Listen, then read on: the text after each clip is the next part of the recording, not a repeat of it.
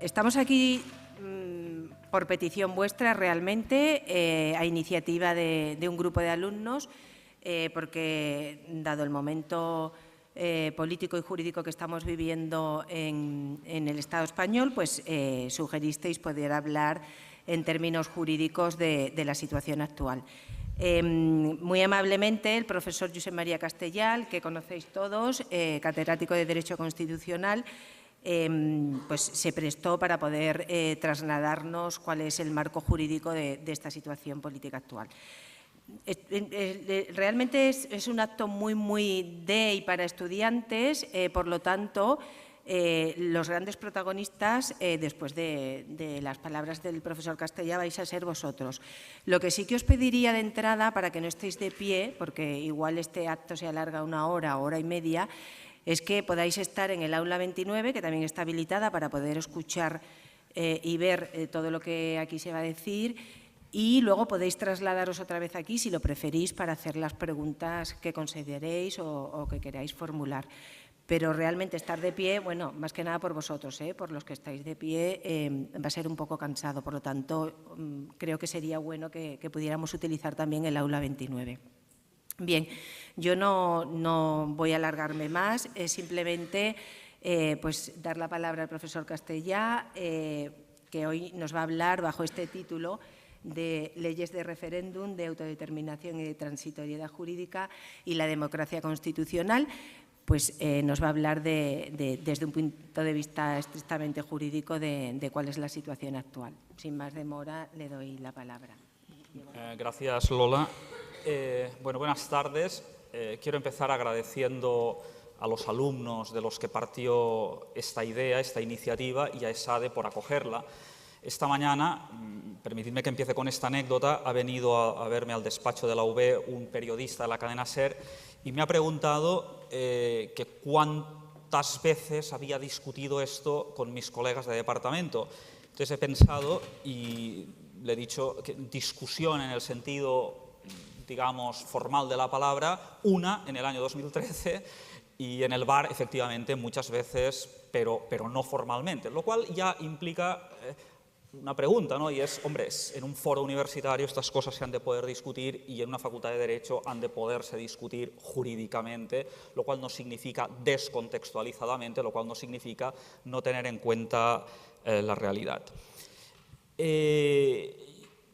Yo voy a intentar explicar los siguientes puntos, sin perjuicio de que luego en el coloquio salga lo que os pueda interesar.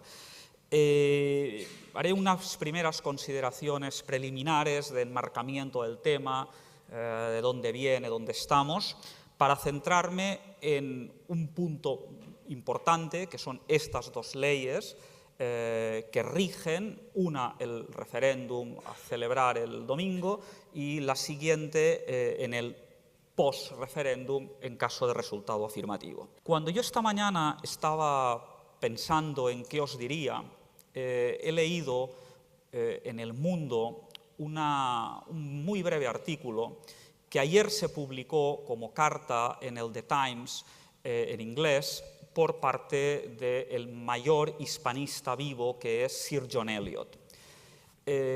A mí me llegó, por ejemplo, WhatsApp recibes de la gente más inverosímil, y me llegó el original de esta carta. Yo lo vi, no sabía si era verdad, porque no se había publicado aún y digamos, la edición del The Times es cerrada y no lo podía comprobar. Y entonces escribí a Sir John Eliot y le pregunté si era suyo y me dijo, efectivamente, yo he publicado esto y esto es lo que yo pienso.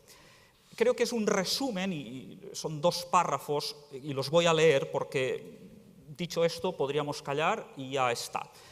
Para los más jóvenes, Sir John Eliot es el mayor hispanista, es un catedrático de Historia de Oxford, tiene 85 años. A sus 85 años acaba de escribir un libro en el que compara Cataluña y Escocia, lo está corrigiendo.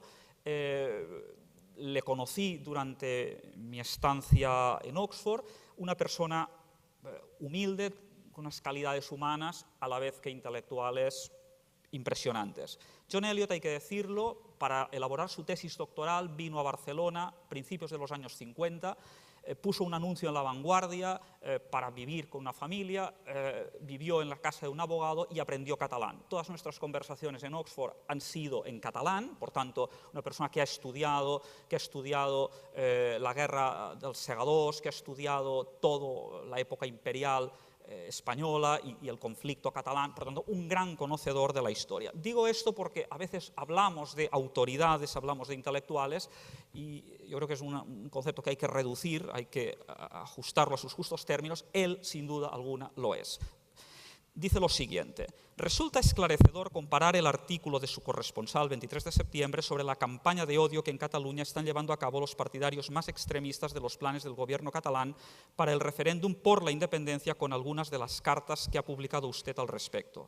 Ningún Estado europeo concede a ninguno de sus componentes territoriales el derecho a la secesión sin seguir un proceso constitucional pactado, y el proyecto de independencia que ha orquestado el presidente Puigdemont traspasa claramente los límites de la legalidad al desafiar la Constitución española y el Estatuto de Autonomía de Cataluña. Cataluña padeció durante largo tiempo bajo el régimen dictatorial del general Franco, pero entre el 78 y la crisis económica de 2008 prosperó como región y disfrutó de un alto grado de autogobierno. Los partidarios de la independencia intentan sacar provecho de presuntas medidas represivas tomadas por Madrid, pero puede que aquellos que simpatizan con el referéndum no sean conscientes de hasta qué punto el gobierno catalán ha intentado imponer desde hace tiempo su propia agenda radical a la sociedad catalana en su conjunto. A través de su control del sistema educativo, su influencia en los medios de comunicación, su manipulación de la historia catalana en pos de sus propios intereses y, en algunos casos, por medio de intimidación, ha intentado inculcar en la población una imagen de Cataluña como víctima de malignas fuerzas exteriores. Mientras que dicha caracterización, que se retrotrae al menos a 1900, pudo contener elementos de verdad en el pasado, no es cierto de la situación de hoy en día ni del lugar que Cataluña ocupa en la España democrática. Aunque el gobierno de Rajoy ha mostrado una clara falta de empatía en su forma de tratar a la región, su régimen no se puede tildar de ninguna manera de represivo.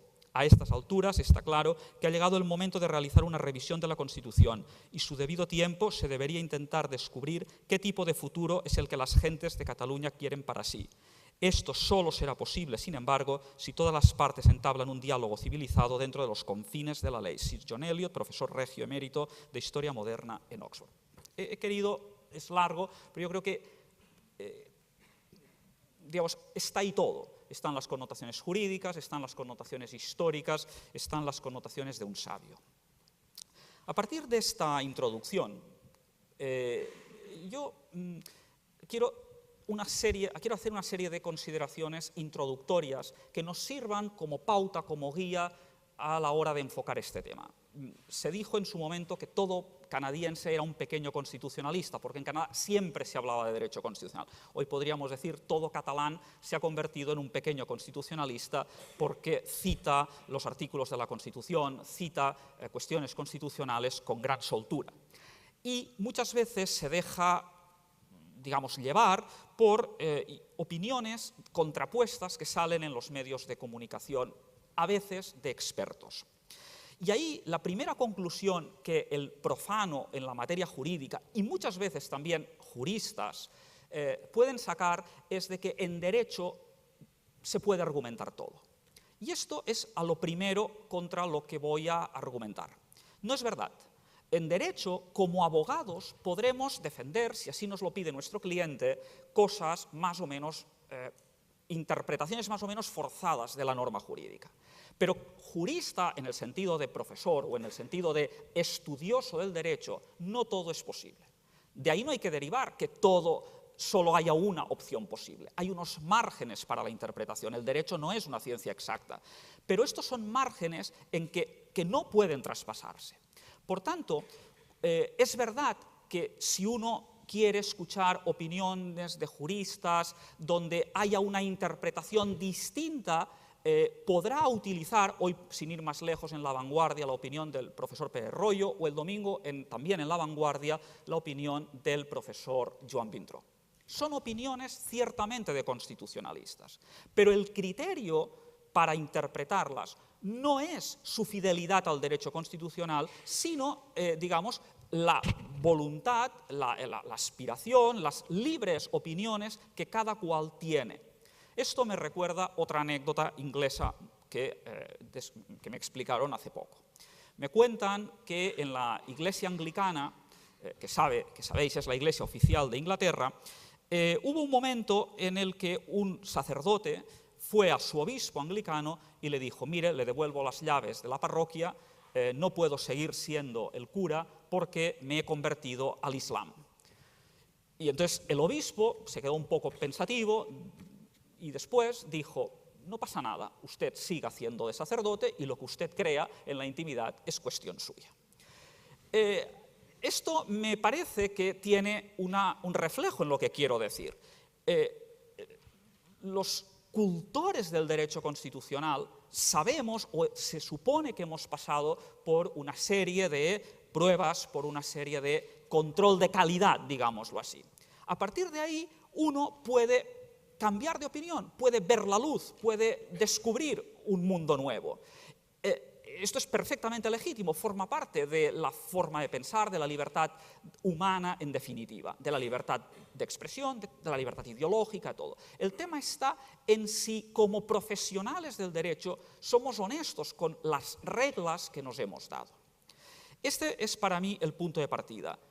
El derecho se puede interpretar de varias maneras, pero el derecho tiene unos límites. Los límites que lo hacen reconocible, porque por esto es un saber, es una ciencia, a compatriotas o a conciudadanos del mundo. Si vosotros vais aprovechando los magníficos planes de relaciones internacionales a una universidad americana, australiana, japonesa, el jurista hablará el mismo lenguaje y el ordenamiento jurídico concreto será muy distinto, pero las categorías, el razonamiento será identificable.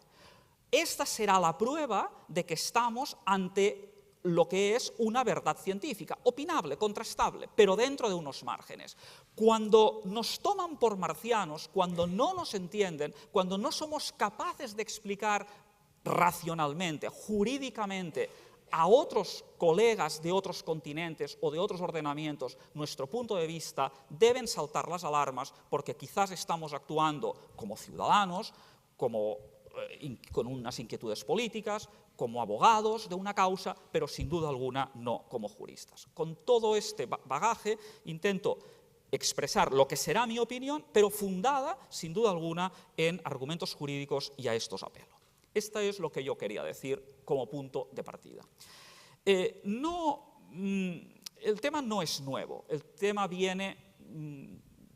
No nos pondremos de acuerdo desde cuándo, unos desde la sentencia del Estatuto, año 2010, otros desde la crisis del 2012. Lo cierto es que esta escalada empieza en el 2012. Cuando empezó todo el llamado proceso, se hablaba, la palabra mítica era derecho a decidir. El derecho a decidir escondía, sustituía el derecho a la autodeterminación. ¿Por qué?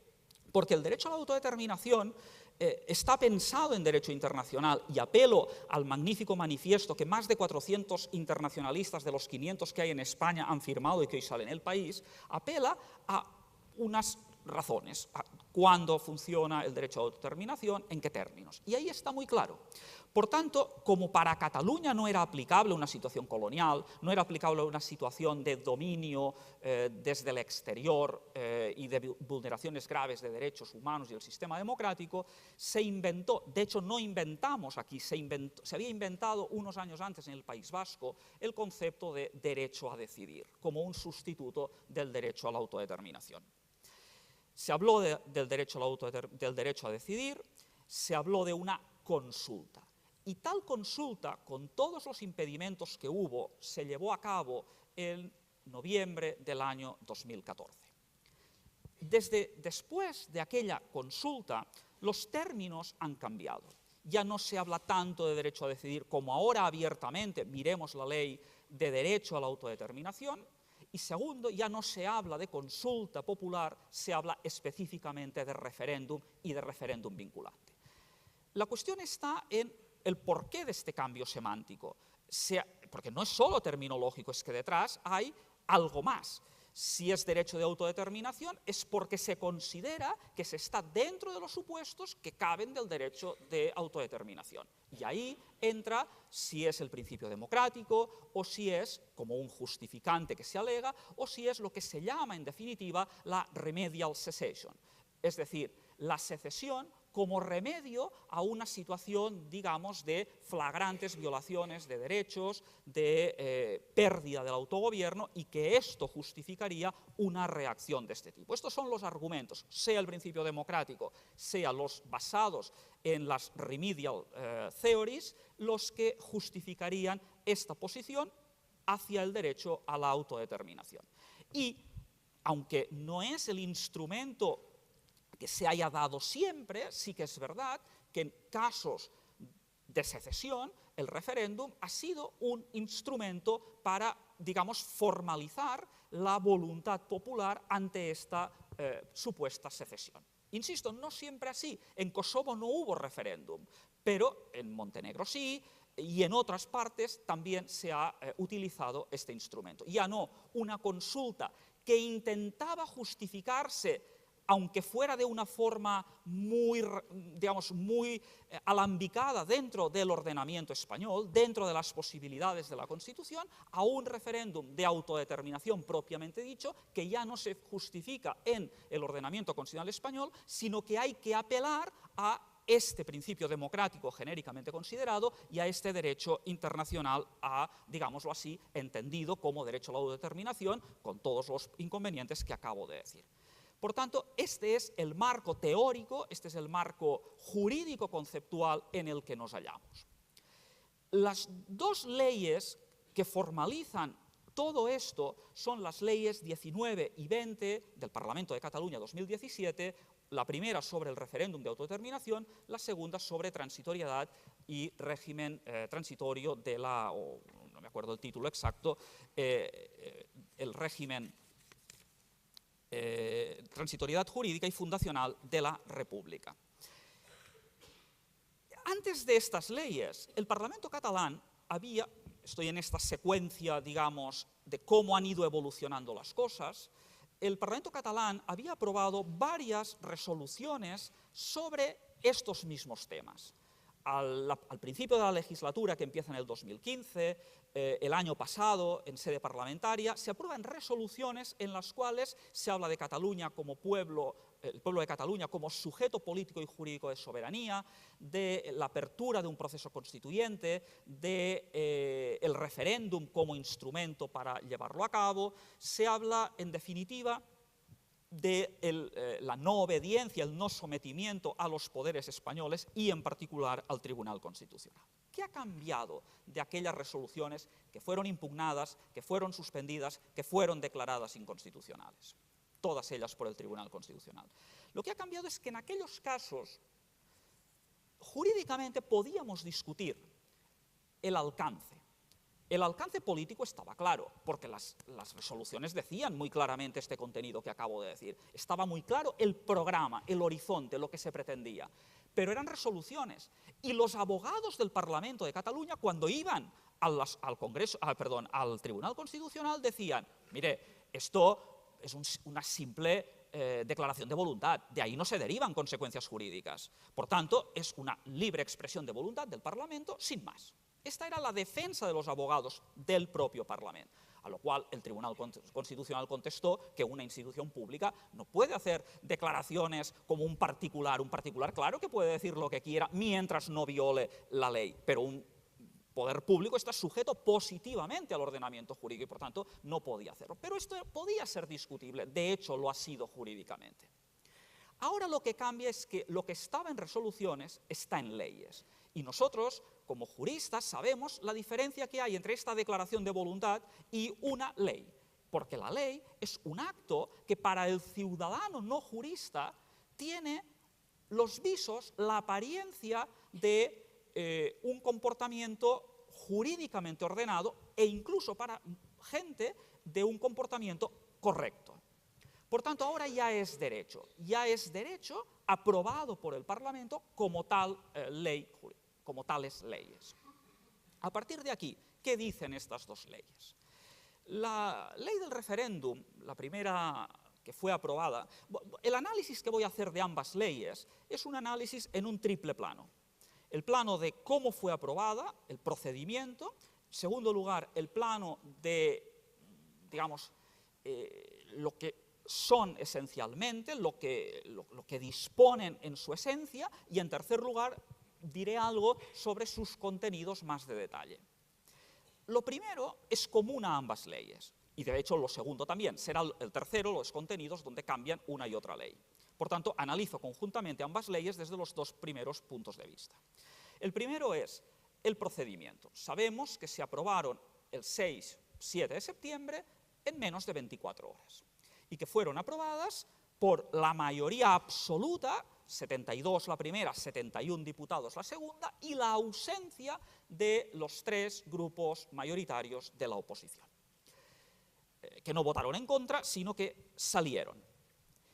En el debate parlamentario, del que fue transmitido y que tuvimos noticia directa en vivo, nos podemos fijar en muchas cosas. Nos podemos fijar en los intentos de la oposición de retardar al máximo, de estirar al máximo los tramos parlamentarios. Esto fue calificado de filibusterismo, es decir, de impedir una toma de decisión más rápida, y fueron caracterizados en los términos jurídicos por la utilización del artículo 81.3 del Reglamento del Parlamento de Cataluña.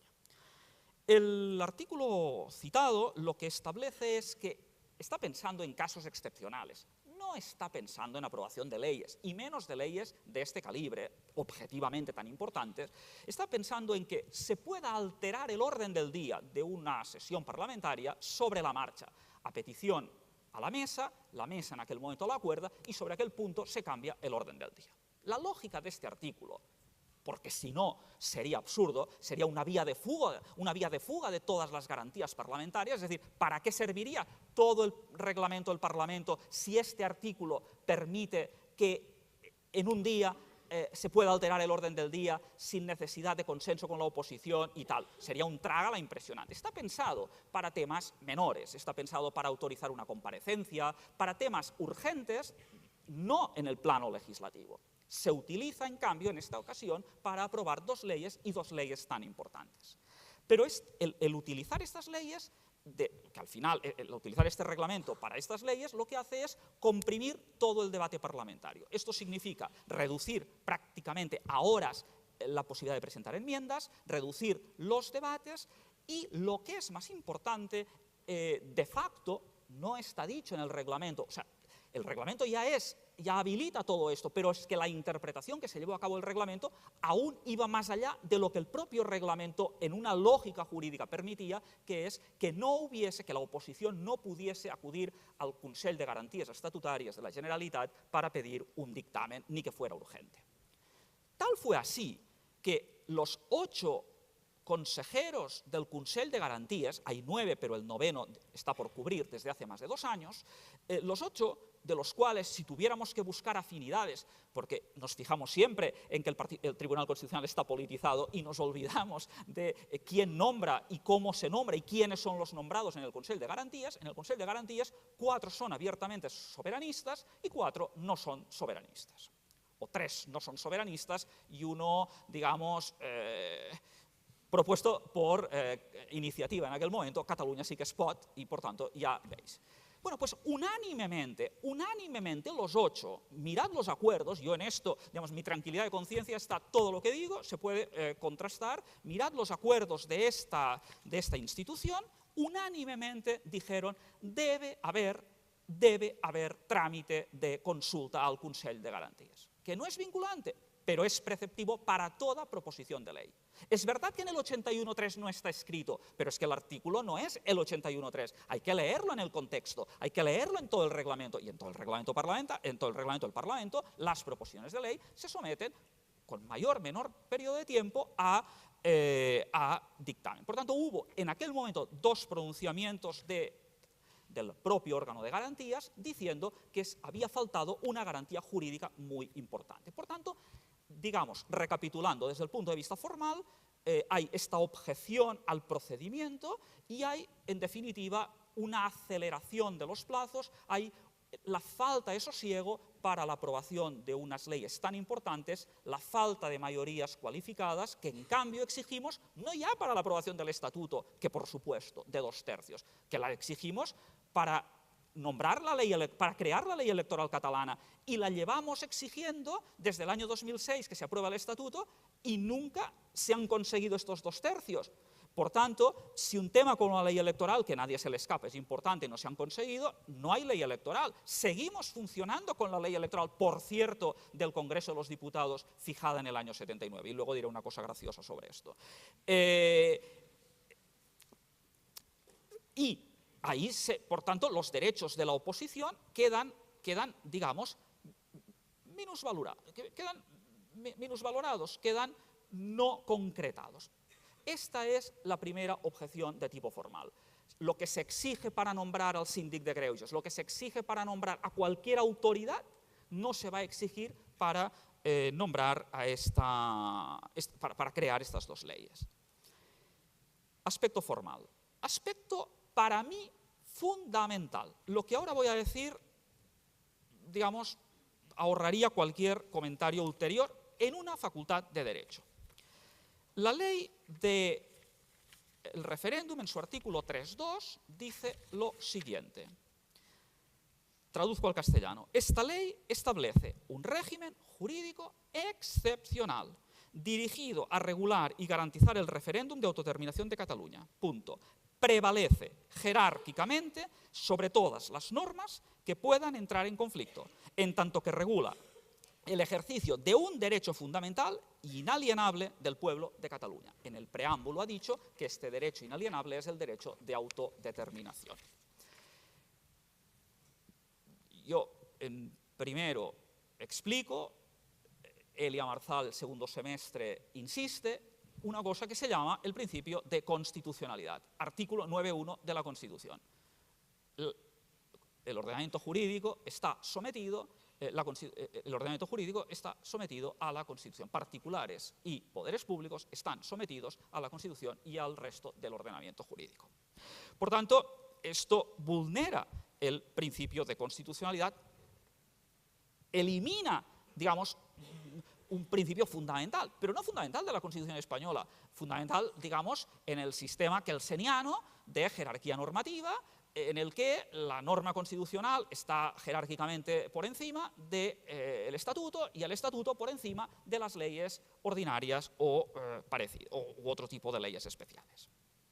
Por tanto, ya de entrada choca la claridad justificada, insisto, por motivos de excepcionalidad y justificada en el derecho fundamental inalienable del pueblo de Cataluña. La consecuencia, en el apartado tercero, es la siguiente. Todas las autoridades, personas físicas y jurídicas que participen directa o indirectamente en la preparación, celebración o implementación del resultado del referéndum quedan amparadas por esta ley que desarrolla el derecho de autodeterminación. Por tanto, las autoridades que incumplieren otras normas, porque cumplen esta, están amparadas por esta ley. Se les aplica este régimen de excepcionalidad. Y la ley de transitoriedad dice 3/4 de lo mismo en el artículo 10. En el artículo 10 se dice lo siguiente: las normas locales, autonómicas y estatales vigentes en Cataluña en el momento de la entrada en vigor de esta ley se continúan aplicando en todo aquello que no contravenga la presente ley y el derecho catalán aprobado con posterioridad. Y luego en el artículo 13 se insiste un poco en este tema. Por tanto, desde el punto de vista jurídico, esto me parece fundamental de ser señalado. Un Parlamento que es no soberano, por cierto, tampoco son soberanas las Cortes, son poderes constituidos, son instituciones del Estado sujetas a la Constitución, tanto una como otra, todos los gobiernos, aprueba dos leyes que de forma frontal, de forma directa, se autoexcepcionan de la jerarquía normativa vigente en España. Esto jurídicamente no se puede calificar. Hemos de apelar esto a la excepcionalidad. El fundamento, si es el derecho internacional, el derecho a autodeterminación, ya hemos visto que no es tal, porque los profesores de derecho internacional nos dicen que el derecho a autodeterminación no cubre el caso catalán. Claro que siempre hay algún profesor, es lo que yo os decía antes, claro que podremos encontrar todas las opiniones, pero la doctrina internacionalista aquí y fuera se reconoce en esta opinión. Por tanto, el derecho a la autodeterminación no puede justificar y, en cualquier caso, atenta contra el derecho constitucional del Estado. Por tanto, ahí ya tenemos un problema grande. ¿Con qué compararlo? Claro, la comparación os podrá sonar muy dura y no quiero que se asocie la comparación que voy a hacer con el régimen que la llevó a cabo, pero la comparación jurídicamente hablando, un precepto de este tipo, lo encontramos en la ley de habilitación que en el año 33 aprobó el Reichstag alemán. Es decir, es la ley que, vigente la Constitución de Weimar del año 19, que nunca nadie se molestó en ni reformar ni derogar, la llegada al poder en el año 33 del Partido Nacional Socialista hace que se apruebe un decreto, la norma de habilitación, por la cual las normas que emanen del jefe primero del gobierno y luego también del Estado pasan a ser superiores a la propia Constitución de Weimar. Este es, insisto, no estoy haciendo otro tipo de comparación, es la subversión del ordenamiento jurídico, de la jerarquía jurídica. Es decir, los huesos de Kelsen, imaginaros cómo están en su tumba oyendo estas cosas, ¿no? Tercer aspecto, insisto, a mi juicio menor, pero podemos detenernos mínimamente. ¿Cuáles son los contenidos concretos de una y otra ley? Y ahora sí que hay que separar una de otra ley. En el caso de la ley del referéndum, la primera aprobada, la 19, crea básicamente un referéndum que, si nosotros vamos el núcleo está en el artículo 4. En el artículo 4 se nos dice cuál es la pregunta, se nos dice que es un referéndum vinculante y se nos dice que no se exige una mayoría específica, que más votos afirmativos, sea cual haya sido la participación y haya sido cual haya sido el porcentaje de unos votos y otros, si gana el sí, está. Esto es el núcleo, el artículo 4. Y luego establece toda una serie de garantías para la campaña, dice la fecha, artículo 9, cómo ha de ser la campaña electoral, quién ha de participar en la campaña electoral, las garantías, quién vela por estas garantías, la Sindicatura Electoral de Cataluña. Por cierto, que se elige la Sindicatura Electoral de Cataluña por mayoría absoluta, y así fue elegida. Claro, comparemos esto con los órganos de garantía electoral sin ir más lejos del régimen electoral español, de las Cortes, pero podríamos decir lo mismo de otros países. La Junta Electoral Central en España se elige por 3/5 del Congreso de los Diputados, lo cual significa la participación necesaria a la oposición. Es decir, que el garante de unas elecciones, que el que va a ser el árbitro, el que va a recibir las impugnaciones, el que va a supervisar la neutralidad de los medios de comunicación, el que llegue a todo el mundo las papeletas, el que los partidos, por inverosímiles que nos parezcan, puedan presentarse. Todo el proceso electoral pende de una junta electoral y, por supuesto, de unos recursos, primero en jurisdicción ordinaria, después en jurisdicción constitucional. Y estos son unos juristas, en el caso de la Junta Electoral Central, 5 catedráticos, ahora no sé si son 7 catedráticos y 5 magistrados o viceversa, magistrados del Supremo, catedráticos de universidad, de Derecho. Aquí se nos dice por mayoría absoluta. Y efectivamente, al día siguiente de aprobada esta ley, la misma mayoría que la había aprobado nombró, por tanto, con los votos de la mayoría y sin la participación de la oposición, la Junta Electoral llamada Sindicatura Electoral, que tiene, insisto, toda una serie de funciones antes, durante y después respecto a velar por el proceso electoral. Y además nos dice que, por ejemplo, los cargos de presidente y vocal de las mesas son obligatorios, pero no dice cuál es la sanción si uno no va. Y para el final de todo, curiosamente, dice, y en todo lo no previsto, remite a la Ley Orgánica de Régimen Electoral General Española. Por tanto, una interpretación jurídicamente coherente, es decir, Pongo el ejemplo. La participación en una mesa es obligatoria, en la ley no se establece sanción, pero si vamos como norma supletoria a la Ley Orgánica del Régimen Electoral General, se aplican todas las sanciones penales inclusive por la no participación. Por esto hay gente preocupada si recibe la correspondiente carta en la que se le nombra miembro de una mesa electoral. Por tanto, este es el contenido de la ley del referéndum. Esta ley fue impugnada y el Tribunal Constitucional, que no ha dictado sentencia, la suspendió. No porque el Tribunal Constitucional quisiera o no, como sabemos, 161.2 de la Constitución, la suspensión es automática cuando la pide el Gobierno del Estado. Por tanto, el Gobierno, al presentar el recurso, pidió la suspensión por 5 meses es automática y la ley está suspendida. Pero como esta ley regulaba un referéndum que ya venía de aquellas resoluciones que he dicho antes, el Tribunal ya en la sentencia 259 del año 2016, ya había dicho que todo acto preparatorio del referéndum no podía llevarse a cabo. Y hay toda una serie de incidentes de actuación que ha ido aprobando el Tribunal Constitucional en este año y medio, en el que queda prohibido el acto en cuestión. Y en este auto de suspensión se decía expresamente. Permitidme un análisis sistemático de esta norma que ha ocurrido en su aplicación. Os he dicho antes que se crea una junta electoral, la sindicatura electoral, para supervisarla. Y la junta electoral esta estuvo funcionando hasta, me parece que fue el viernes de la semana pasada. ¿Por qué?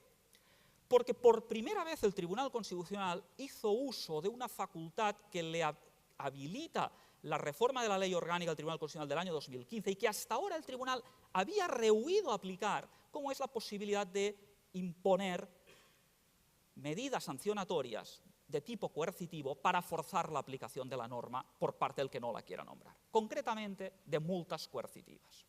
El Tribunal aprobó imponer a cada uno de los 5 miembros de esta comisión una multa de 12.000 euros diarios como multa coercitiva, es decir, mientras no se abandone aquel comportamiento que se estime anticonstitucional. Por tanto, la finalidad de la norma no es sancionatoria, sino que es obligar al cumplimiento.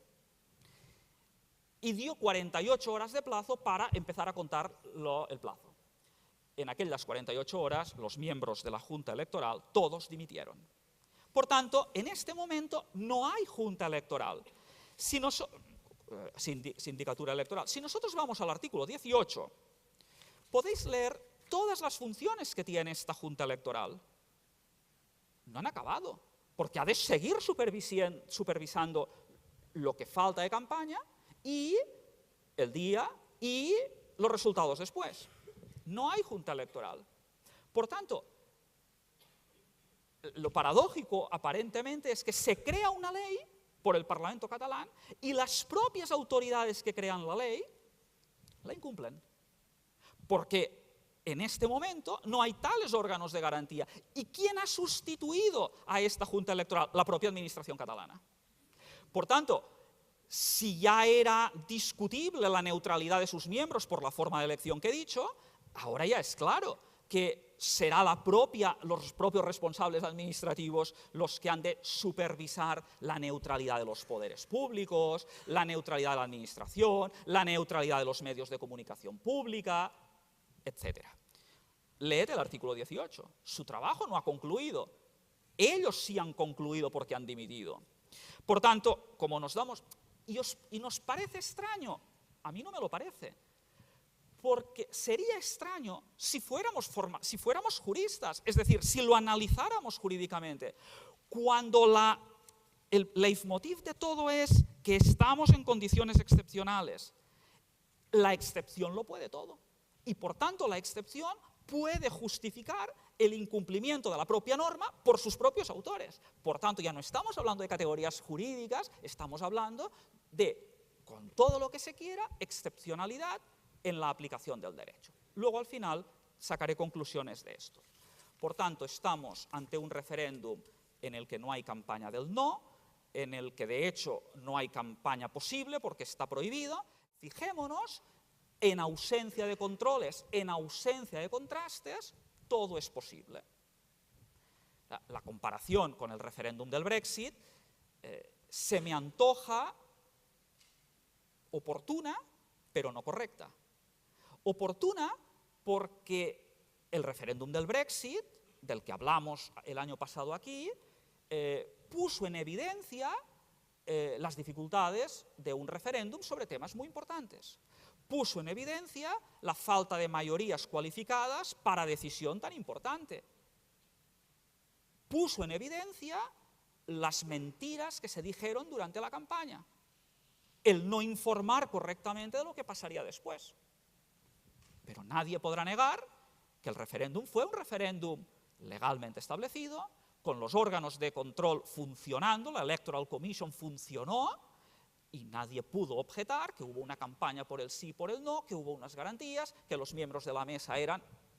Por tanto, por eso he dicho, es oportuna, pero al mismo tiempo es incorrecta, porque aquello era un referéndum, fuesen cuales fuesen las circunstancias, fuesen cuales fuesen las consecuencias posteriores. Y la segunda ley, ¿qué aporta de contenido? Esto ha llamado mucho la atención a mucha gente, se ha escrito sobre ello y yo prácticamente no voy a entrar. La segunda ley, o ley de la transitoriedad, lo que establece es el régimen jurídico que va a existir de ganar el sí en el referéndum durante los 8 meses siguientes. Esta es la clave. ¿Por qué? Porque se establece este periodo, digamos, de constitución provisional o transitoria, en tanto en cuanto no se elabore la constitución de la nueva República Catalana. Por tanto, es una constitución provisional que regule el tránsito de la legalidad española a la nueva constitución catalana. Para ello nos encontramos qué derechos va a haber, qué instituciones van a funcionar, qué poderes va a haber y la sucesión de ordenamientos. Lo curioso de... Y ahí se regula todo, y se han hecho muchas alusiones. ¿Qué me llama la atención a mí? Hombre, me llama la atención las constantes remisiones a la Constitución española y al ordenamiento jurídico español. Por ejemplo, artículo 28, posibles estados de emergencia en Cataluña, y dice, cuando se den las circunstancias excepcionales previstas en la normativa vigente, en la entrada en vigor de esta ley, bla, bla, bla. ¿Cuál es esta normativa vigente? Cataluña no tiene competencia sobre eso, no hay ninguna ley catalana sobre estados excepcionales, es la ley de estados de alarma, excepción y sitio españoles, que los vamos a aplicar aquí. Artículo 29, apartado tercero, la composición del Parlamento, sistema electoral, estatuto de los diputados, bla, bla, se regirán por lo que establecen los artículos 56, 57 hasta 60 del Estatuto de Autonomía. Es decir, no cambiamos la ley electoral, sigue funcionando el mismo Parlamento, sigue funcionando con las mismas reglas. Con lo cual, hombre, decir simultáneamente que el ordenamiento jurídico español es opresivo, no respeta los derechos democráticos y utilizar como norma supletoria, en lugar de utilizar la muy democrática norma inglesa o la muy democrática norma italiana, utilizar la española, es un poco curioso. Pero esta es la que regirá durante los 8 meses en lo que no esté regulado en esta norma.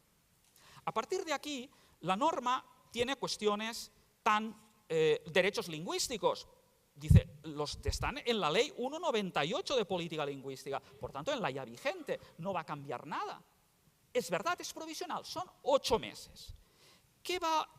Y mientras tanto, ¿qué es lo que más interesa de estos 8 meses? La regulación del Poder Judicial. ¿Qué van a poder hacer y quién va a nombrar los jueces durante estos 8 meses? La respuesta a esta pregunta la encontramos en el artículo 'En el artículo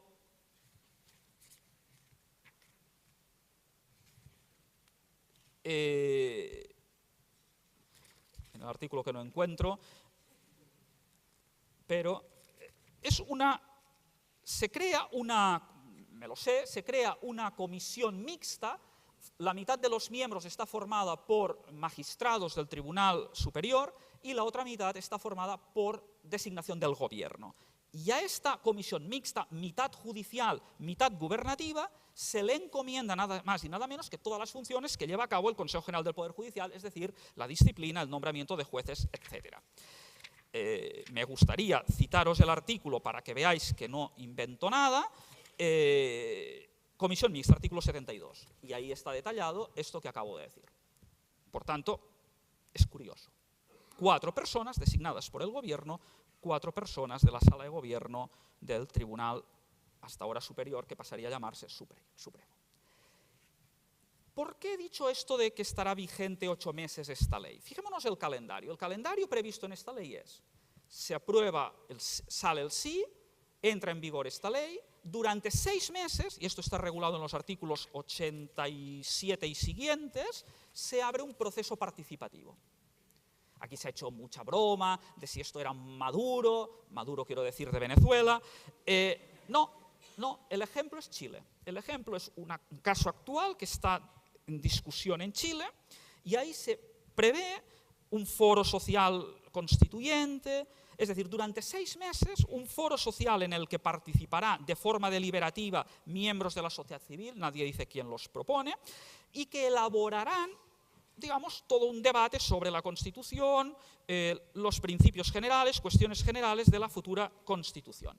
Pasados estos 6 meses se convocarán elecciones a la Asamblea Constituyente, por esto he dicho 8 meses, porque como sigue rigiendo la normativa española, son 54 días hasta las elecciones, casi 8 meses, por tanto, elecciones a la Asamblea Constituyente, y estas nuevas elecciones que van a hacer la Constitución catalana, es decir, se crea una Asamblea Constituyente para crear la Constitución, no se harán sobre una ley electoral nueva, sino que se harán sobre la tan denostada ley española electoral que funciona para cada elección al Parlamento catalán, que, oh curiosidad, es la misma que sigue sobrevalorando a los votantes de Lérida en proporción de 2:1 respecto a los de Barcelona y 1,5 a los de Gerona y Tarragona en relación a los de Barcelona.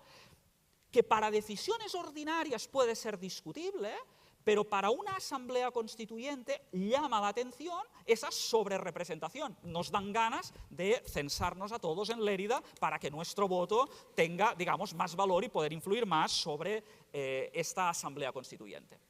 Asamblea constituyente que ha de elaborar la Constitución, y ahí viene artículo 88, otra cuestión muy curiosa, porque el artículo 88 lo que nos dice es que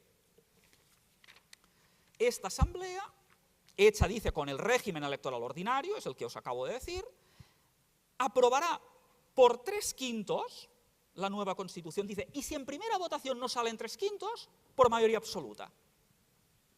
Lo cual significa, hombre, si yo soy la mayoría, la primera no tengo ningún interés en negociar, me espero, y a la segunda tengo la mayoría y la impongo.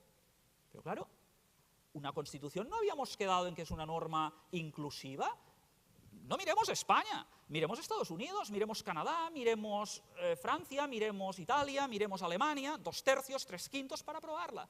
Aquí, al final, forzando la segunda votación, mayoría absoluta. Esto sí, al final, un referéndum. Pero ¿qué es lo que más me llama la atención de esto? No es lo que acabo de decir, que en sí es curioso. Es el tercer punto del artículo 87, el que pone fin a esto del proceso participativo. Dice, el resultado de esta participación ciudadana constituye un mandato que vincula políticamente a la Asamblea Constituyente, la cual articula jurídicamente y, si hace falta, armoniza y sintetiza. Entonces, ¿quién es el poder constituyente? ¿La Asamblea o el foro participativo cuya designación no sabemos quién hace y que vincula, no puede decir jurídicamente, pero sí políticamente, a la Asamblea Constituyente de después? Hombre, un poder constituyente que ya nace no constituyente, que ya nace hipotecado en su poder por lo que ha dicho un no precisado foro social participativo, desde el punto de vista de la teoría constitucional, es curioso. Este es el contenido, no me alargo más, de esta ley. Frente a esto, la reacción del Estado. La reacción del Estado se ha vertebrado en este momento, y digo reacción porque es posterior a la aprobación de estas dos leyes, de a través de 4 tipos de medidas. La primera, de tipo financiero. Una orden del Ministerio de Hacienda de 15 de septiembre por la cual se limita totalmente toda capacidad de gasto por parte de las autoridades catalanas. Se somete a un férreo control financiero de todo gasto de la Generalitat para el que hay que pedir permiso. No solo Generalitat, sino también de todos los que tengan relación con la Generalitat. Piénsese, por ejemplo, en los bancos. Quedan sometidos a esta norma, insisto, aprobada por una orden ministerial. Por tanto, ¿cómo ha hablado el gobierno? Ha hablado a través del señor Montoro, bloqueando las cuentas absolutamente de la Generalitat y advirtiendo a todos los que podrían llevar a cabo pagos a que informen, etcétera, etcétera. Control financiero. Segundo, la segunda medida es la que hemos visto la semana pasada. Es decir, cómo las autoridades, es decir, el juzgado número 13 de Barcelona decide una intervención sobre determinadas dependencias de la Generalitat, piénsese en la Vicepresidencia y Consellería de Economía, y la detención de 12 autoridades, no de primer nivel, ningún consejero, sí de segundo nivel del gobierno catalán. Es una decisión judicial en el marco de un procedimiento abierto desde hace tiempo, que es el del juez Vidal. Por tanto, esto es un juez que ha decidido esto. Yo, el juicio de oportunidad me parece muy imprudente, pero es que, digamos, esto también tiene mucho que ver con la formación de los jueces de este país nuestro, ¿no?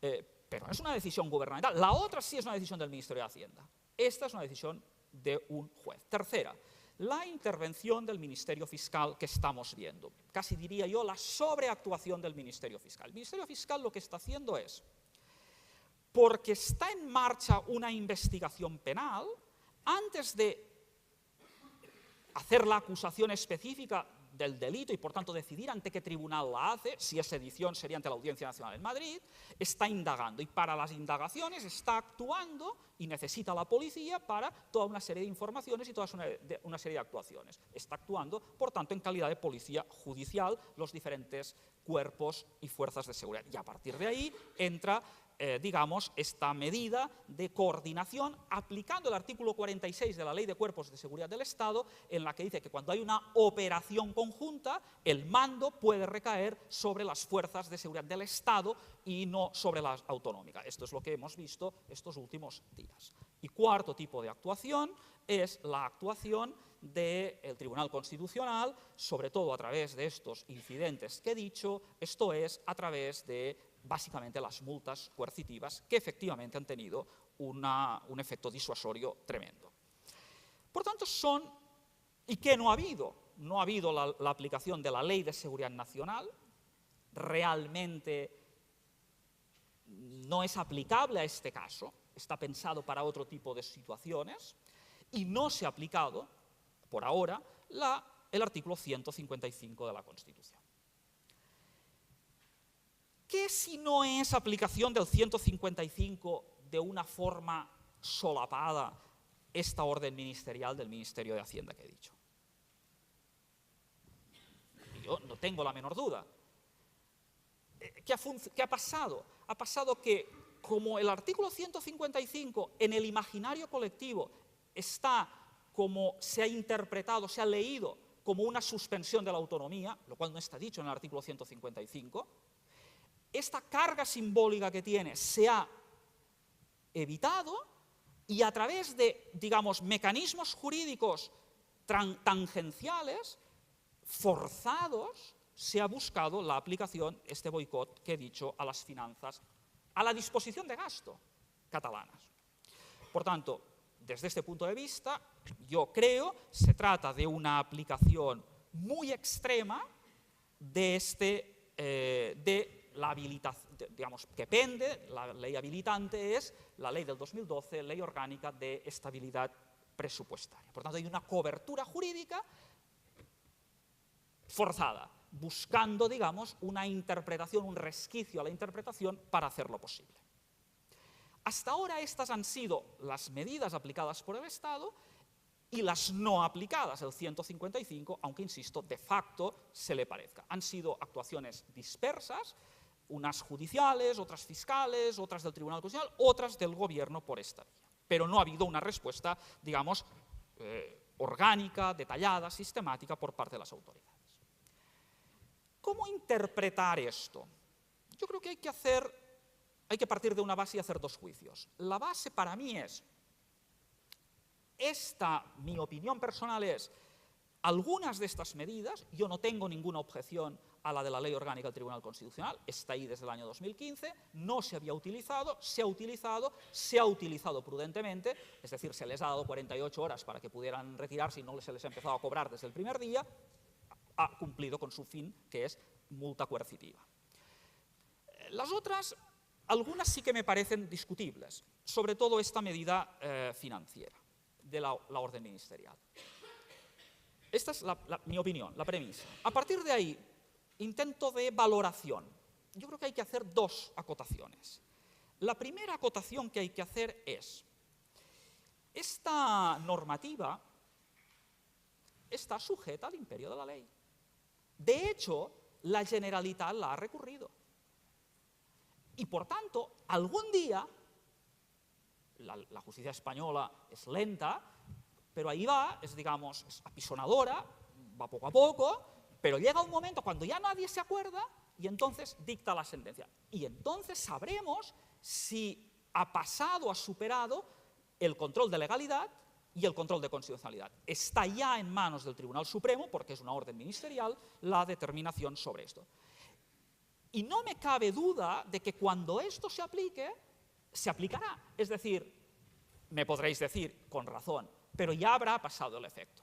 Es verdad. Y esto nos lleva a la segunda consideración. Por tanto, no escapa del ordenamiento jurídico, se ha podido impugnar, se ha impugnado, la resolución vendrá cuando venga y sabremos finalmente qué pasa.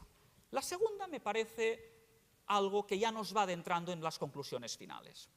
Estamos hablando de un control, estamos hablando de un test de constitucionalidad en tiempos excepcionales. Que los tiempos son excepcionales lo hemos visto en la misma ley. Y la misma ley justifica que son tiempos excepcionales y de facto el Estado actúa en tiempos excepcionales, como si fuesen, porque son tiempos excepcionales. Dicho de otra manera, en tiempos ordinarios, y utilizo el ordinario de una forma bastante amplia, nadie hubiese pensado en esto. Nadie hubiese pensado en esto. Pero en los tiempos extraordinarios, el ordenamiento jurídico busca en sus resquicios respuestas para hacer frente a situaciones de gran peligro al Estado constitucional de derecho. Es que los tiempos son tiempos excepcionales. Y los tiempos excepcionales hacen que aflore, no digo que lo justifico, digo que lo explico, quiero decir, expongo, hacen aflorar el derecho en tiempos excepcionales. Y esto es la razón de Estado. La razón de Estado, que nos podrá, porque sois jóvenes y os puede llamar la atención, y no estamos acostumbrados a esto, pero los ordenamientos jurídicos responden con razón de Estado cuando el ataque al Estado es más fuerte. Y esto no es un invento de ahora, esto está en Hobbes. Y esto es toda una teoría de los teóricos del Estado que han aplicado en todos los países cuando las situaciones de gravedad han sido extraordinarias. ¿Qué hemos ganado respecto al pasado? Hemos ganado que siguen habiendo jueces, hemos ganado que sigue habiendo control judicial. Es decir, antes ni control judicial había. Todos estos actos, en la ley del 56, en la ley de la jurisdicción contenciosa administrativa de 1956, en pleno franquismo, quedaban exonerados de la ley de la jurisdicción. El gobierno, acto político, razón de Estado, hacía lo que quería. Ahora no, ahora hay control jurisdiccional, y el control jurisdiccional siempre es a posteriori. Por tanto, el control jurisdiccional está y estará. Y tendrá la última palabra el juez, aunque sea tarde.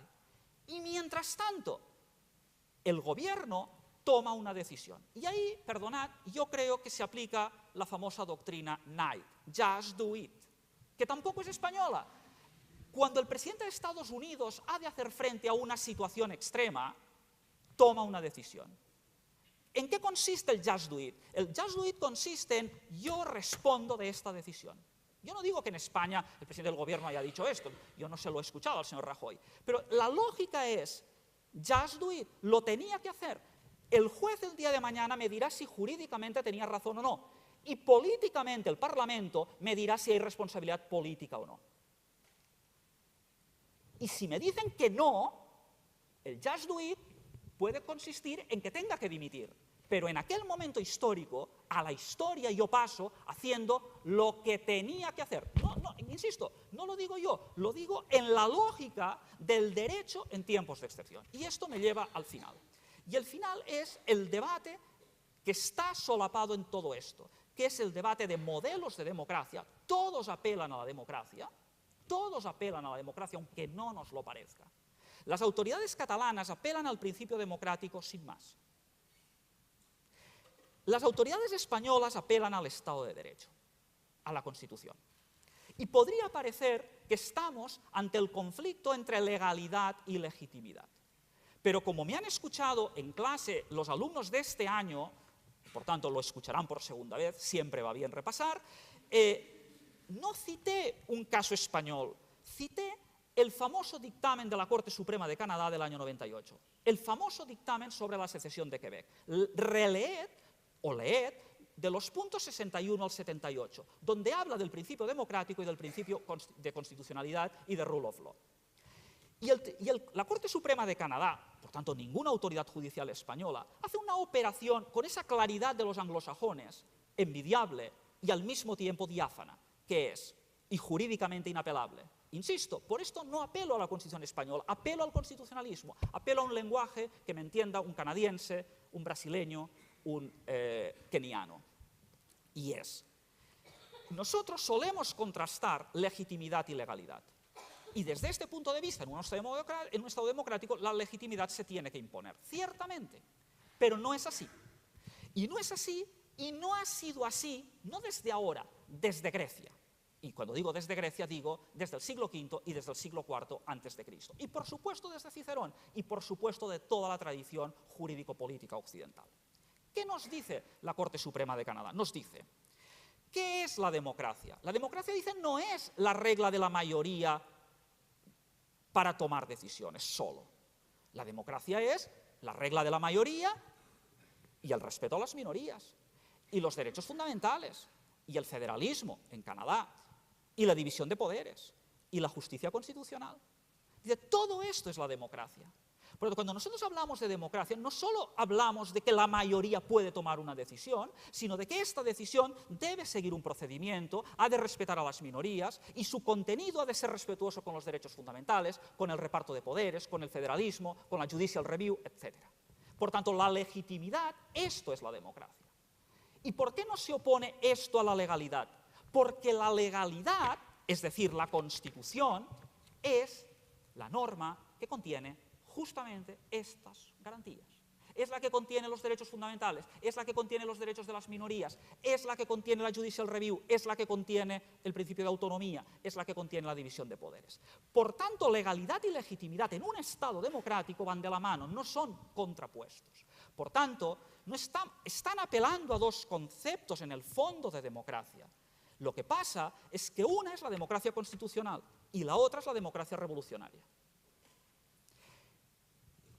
El artículo 3 de la ley del referéndum no lleva ningún engaño, dice, por motivos excepcionales, esta norma prevalece sobre las demás. Yo no voy a decir si esto es un golpe de Estado, no me gusta, pero sí voy a decir que esto es un principio de revolución, esto es un principio revolucionario. Un principio revolucionario significa de ruptura con el ordenamiento. Aquí no estamos ante una ley que podemos interpretar como un artículo constitucional o no. Aquí estamos hablando de una ley que frontalmente viola los principios del Estatuto y de la Constitución. Y esto es radicalmente anticonstitucional, aquí y en cualquier parte. Por tanto, desde este punto de vista, se está creando una nueva legalidad, que es la de la ley de transitoriedad jurídica. Se está ante el principio revolucionario, que se puede justificar por lo que sea. Y las revoluciones no tienen por qué ser mayorías. La revolución bolchevique no contó con una mayoría. Las revoluciones la hace una avanzadilla, la hace quien toma el poder. Por tanto, estás ante un conflicto entre poderes. Uno que apela a un nuevo derecho y mientras este derecho nuevo no viene es digamos, el mundo de la política, el mundo del decisionismo, y el otro apela a la norma constitucional, apela al derecho constitucional, apela a la democracia con el Estado de Derecho. Esto no significa que esté bien o no esté mal, esto es opinable, es cuestión de cada cual. Si el señor Rajoy ha dejado podrir el tema, si se pudo haber hecho mejor, John Eliot lo ha dicho en las palabras iniciales. Cada cual puede pensar al respecto lo que quiera. Ante el desafío, esta es la conclusión, no hay contraste entre legitimidad y legalidad, lo que hay es el ordenamiento jurídico, digamos, que se tambalea. Y ahí vuelven otra vez los clásicos, que pensábamos olvidados, que tantos juristas han dejado de leer y que es importante no perder de vista. El gran debate de los años 20 y 30 entre Kelsen, antes aludido, y Schmitt. Kelsen, un socialdemócrata austriaco, defiende la democracia como procedimientos, defiende, por tanto, una democracia con límites. Schmitt, el autor decisionista, defiende la democracia como principio de la mayoría. De la mayoría quiere decir de la mayoría, de la revolución, del que hace la revolución. Por esto Schmitt, que fue el ideólogo del nacionalsocialismo, pero no por esto, digamos, hay que demonizar a Schmitt desde este punto de vista. O no, o sí, pero esto es otro discurso. Pero por esto Schmitt, en su teoría de la Constitución, loa el régimen bolchevique, porque ve ahí un principio de revolución, porque ve ahí el poder del pueblo.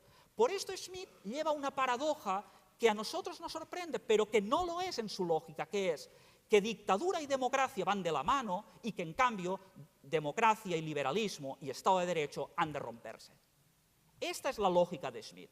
Dictadura porque es la dictadura soberana, la dictadura temporal que en nombre de la voluntad de un pueblo, alguien, se llama soviet, se llama Führer, se llama quien se llame, puede llevar a práctica. La justificación, la voluntad de poder.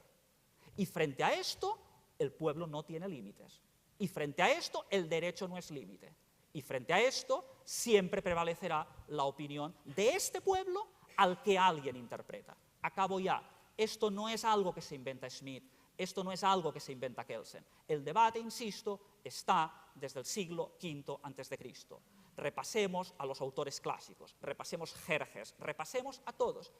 Y en el enfrentamiento que se produce en el siglo V en las guerras del Peloponeso entre Persia y Grecia, los griegos le dicen al rey de los persas: el nuestro es una obediencia a la ley que nos hace libres. Y así somos más libres que tus súbditos, que son esclavos tuyos, emperador de Persia. Por tanto, los dos modelos ya estaban ahí. El modelo de lo que Harrington dirá gobierno de leyes, gobierno de hombres. El gobierno de hombres es el gobierno de quien sea el que está arriba.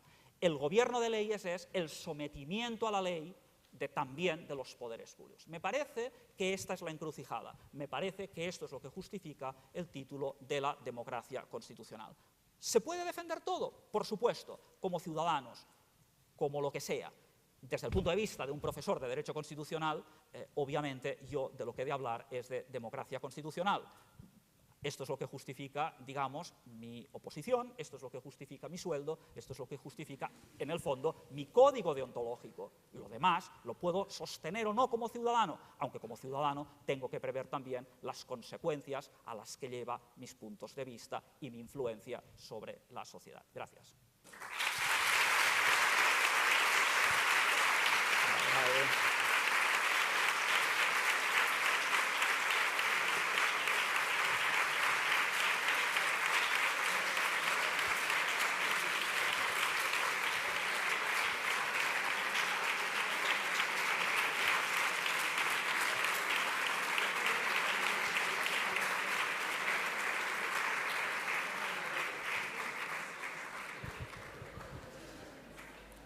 Bien, muchísimas gracias, doctor Castellà.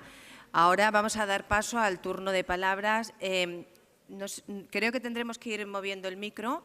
Levantamos la mano para aquellos que tengamos preguntas y de manera ordenada y con paciencia iremos preguntando uno detrás de otro. No sé dónde está el micro, por aquí, vea. ¿El micro está por aquí? Ah, está aquí, está aquí.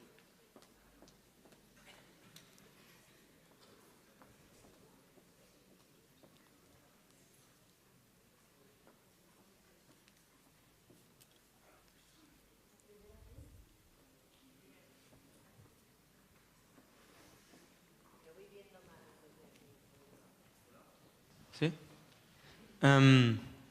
Muchas gracias, profesor Castellà, por esta explicación. Me gustaría concretar un par de dudas en dos partes que he entrado para no hacer un planteamiento muy largo. Primero, ha hecho una cierta crítica o digamos, yo personalmente lo he visto un poco ridiculización del hecho de que las dos leyes hacen una remisión a normativa vigente en todo aquello que no les sea, no vaya contrario a ellas, ¿no? No entiendo exactamente la crítica si cuando se pretende establecer un régimen excepcional se quiere que sea excepcional en aquello absolutamente imprescindible y no intentar cambiar aquello que no sea imprescindible cambiar. Para poner un ejemplo, la Ley para la Reforma Política hace en su disposición transitoria tercera, hace una referencia de que desde la Constitución de las Nuevas Cortes, y cito, desde la Constitución de las Nuevas Cortes y hasta que cada Cámara establezca su propio reglamento, se regirán por el de las actuales Cortes en lo que no esté en contradicción con la presente ley. ¿Qué quiero decir con ello? Que las Cortes que salen de esta ley nadie diría que son franquistas, pero hay cierta normativa que aún se aplica que sí lo es. Pero quiero decir que al cambiar la parte más arriba, bueno, ya se entiende. Claro. La segunda cosa que quería plantear, usted hace referencia varias veces al Just Do It estatal, de esta toma de responsabilidad de alguien que diga hay que saltarse, digamos, estos preceptos más necesarios que retrasarían muchísimo la aplicación, por ejemplo, del 155, que en teoría tengo entendido, quizás esto me lo puede rebatir, que tardaría más o menos un mes en aplicarse, quizás si pasa todos los trámites preceptivos, pero usted lo habla esto desde la posición del Estado español, pero no se podría ver desde la posición del Parlamento catalán que diga quizás hay que saltarse ciertos trámites para garantizar que se pueda garantizar el fondo de la cuestión, que es un referéndum, y el Just Do It catalán, que digamos ya juzgarán los futuros esto, ¿no?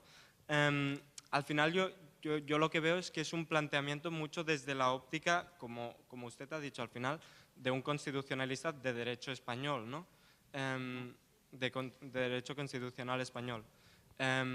No sé si se puede plantear una óptica, digamos, de decir en un futuro, en retrospectiva, quizás todo esto se juzga diferente por el hecho de que se consiguió algo de una forma quizás en ciertos puntos ciertamente fraudulenta, pero para garantizar un fin, un principio en el que se basa el democrático, que consideran más relevante que los trámites parlamentarios que se impiden. Muchas gracias. Muchas gracias por ambas preguntas porque me parecen, van al corazón de los problemas y con mucho gusto contestaré. Yo soy profesor de Derecho Constitucional Español, sí, pero yo también enseño Derecho Constitucional Comparado y Teoría Constitucional. Y por tanto, digamos, yo conozco, evidentemente puedo conocer mucho mejor, pero conozco el derecho comparado, lo explico, y conozco la teoría constitucional y de hecho la explico. Por tanto, fíjate que yo he intentado buscar parámetros, no solo en la Constitución española, sino en el constitucionalismo, que es distinto, en el régimen constitucional. Por eso he aludido tantas veces a la óptica del extranjero, a mi diálogo con otros profesores para entendernos. Y ahí voy a categorías básicas que se puedan aplicar. Contestando a las dos cuestiones en concreto, ¿por qué he satirizado sobre la remisión a las otras leyes? es verdad, una constitución provisional no lo puede regular todo. Una constitución provisional ha de regular lo mínimo. Una constitución provisional ha de ampararse en lo que hay. Perfectamente legítimo, perfectamente. Solo que, desde el punto de vista de la lógica y de la coherencia de la argumentación, no puedes estar simultáneamente diciendo que justificas tu secesión por remedial secession, que te secesionas del Estado porque viola los derechos fundamentales, porque los tribunales están corrompidos, porque las leyes son tal, y al mismo tiempo apelar a esta legalidad. Es decir, claro que es posible apelar a esta legalidad, efectivamente, supletorio en la medida en que no vulnere lo anterior. Mi punto es solo de coherencia con el basamento de que ¿cómo justifico la secesión? Solo la puedo justificar o con el principio democrático sin más, o con que, y esto lo escuchamos y lo leemos en el preámbulo, se han vulnerado muchos de los preceptos, se ha vulnerado y tal. Por tanto, es una lógica de coherencia. Este era mi punto. Pero la alusión que haces a la ley para la reforma política, que tantas veces se escucha, la verdad es que me parece una comparación, no digo de tu parte, muy mal traída. Digo porque se dice. La ley para la reforma política tiene 5 artículos, esta ley de transitoriedad tiene 80 y pico. ¿Por qué es diferente? Porque la ley para la reforma política es una ley diseñada por un constitucionalista inteligentísimo y franquista, como era Torcuato Fernández Miranda, que dice que parte de un supuesto, parte A, aquí no vamos a hacer una ruptura, no va a haber una revolución, y por tanto la reforma es una reforma de formas que lleve a un cambio sustancial, a una ruptura de fondo, pero de esta manera será más asumible por muchos más. Pero claro, no nos olvidemos de lo esencial es, ¿qué cambia la ley para la reforma política? El régimen político de una misma comunidad política, España. La España de una dictadura que se acaba y que se acabó es sustituida por un régimen democrático y el tránsito es la ley puente que va de un régimen a otro, pero la comunidad política es la misma. Aquí no es la misma comunidad política, aquí estás hablando de una nueva comunidad política, aquí estás hablando que se crea un nuevo Estado, Cataluña, y este nuevo Estado quiere no llamar que es una ruptura y quiere apelar a un tránsito jurídico, quiere dar la impresión ante el lector no jurídico, ante el funcionario con cargo de conciencia, ante el mozo de escuadra que no sabe qué hacer, le quiere dar una apariencia nueva de legalidad y decirle que hay un puente entre una legalidad y otra, para esconder lo que es el hecho, y es que hay una ruptura que no es solo de régimen, es decir, hacer de la España del 78 a la España, qué sé yo, de la Constitución del 2018, perfectamente legítimo, y entonces necesitarías, ahí no haría falta, porque a lo mejor no haría ni falta una ley transitoria, pero si no es para crear un nuevo Estado. Cuando tú creas un nuevo Estado, cuando tú generas una nueva comunidad política, ahí hay una ruptura manifiesta, y por tanto, esta ruptura... y entonces ya enlazas con todo lo que he dicho antes de quién te separas, qué apelas de la separación, qué modelo quieres construir. Y esto nos lleva justamente a lo segundo, al just do it. Para aclararnos, el 155 no sabemos cuánto tiempo se necesita para aplicarlo. ¿Por qué? Porque no hay ninguna regulación, hay una, pero para otro contexto, el financiero en la ley de estabilidad, que aquí no se aplica, en general no hay una norma de desarrollo. Por tanto, es la norma, digamos, que ex profeso se tuviera que regular. Los juristas que han estudiado esto, insisto, teóricamente, porque no hay más base legal que el artículo 155 de la Constitución, dicen que esto se puede hacer en 5 días. En 5 días. Por tanto, lo del mes... En 5 días se puede aplicar este procedimiento. Hay que reunir al Senado, primero el Gobierno ha de hacer un requerimiento, el requerimiento de la Generalitat se puede hacer en 24 horas. Oiga, diga usted si piensa cumplir o no. Y si usted no dice nada, es que no quiere.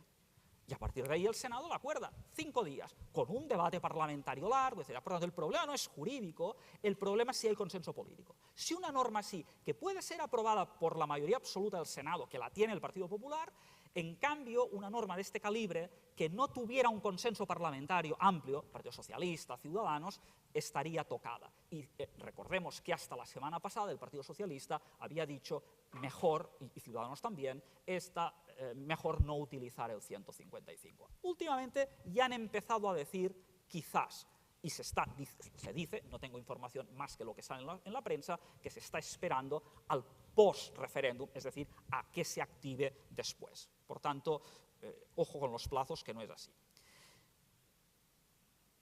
Cuando yo apelo al just do it, insisto, apelo a dos principios, responsabilidad jurídica y responsabilidad política. Responsabilidad jurídica del orden que sea, del tribunal que sea, Tribunal Supremo, habrá una responsabilidad jurídica. Es decir, hay un control judicial. Segundo, hay una responsabilidad política, y la responsabilidad política es el Parlamento, que sigue funcionando. Las Cortes no se han cerrado. Hay una oposición que puede controlar al gobierno, y en esta oposición va desde Podemos hasta los nacionalistas gallegos, vascos, etc. Por tanto, y de hecho hubo una votación la semana pasada de una moción de Ciudadanos que el Partido Socialista no apoyó, etc. Es decir, el Parlamento sigue funcionando, y es ahí donde se dilucida una responsabilidad política ex ante y ex post. Por tanto, los mecanismos constitucionales, jurídico-políticos, siguen funcionando. Tú dices, y todo esto se puede, porque el just do it, efectivamente, tú lo has leído perfectamente, tiene un sabor al fin justifica los medios. Y dice, y si el fin justifica estos medios, que yo insisto, por lo que acabo de decir, no cualquier medio, hay control político, hay control judicial, hay control social, si esto es posible aplicarlo a Cataluña. Por la misma regla de tres, es posible. Pero analicemos los fundamentos del país ex novo que tú quieres crear a través de estas normas. Una norma que se crea no vulnerando porque sí un precepto del reglamento, que se crea con un 40% del Parlamento que se va. Una norma que se crea con una división de la sociedad catalana. Yo no voy a entrar si los partidarios de la independencia son el 45, el 55, me da absolutamente lo mismo. Lo que me importa decir es que, sea cual sea la encuesta que miremos, el reflejo es una sociedad dividida sobre este tema. La pregunta es, ¿una decisión tan importante para una comunidad política e irreversible? Porque yo no conozco de casos, habría de ir alguno de África muy concreto, de reversión. Es decir, una vez tomas esta decisión es para siempre. Por tanto, si es para siempre, las garantías se han de extremar, los consensos se han de extremar. Tú puedes aprobar una ley del matrimonio entre personas del mismo sexo, por polémica, por socialmente divisiva, y en cambio el Parlamento posterior podrá derogarla, podrá enmendarla, y por supuesto estará sujeta a control del Tribunal Constitucional. En este caso, primero, por la relevancia, por la relevancia objetiva, por la irreversibilidad. Si se parte de un consenso político débil, cuando se alega que en Kosovo la Asamblea Parlamentaria lo aprobó, me parece que unánimemente, o como un voto en contra.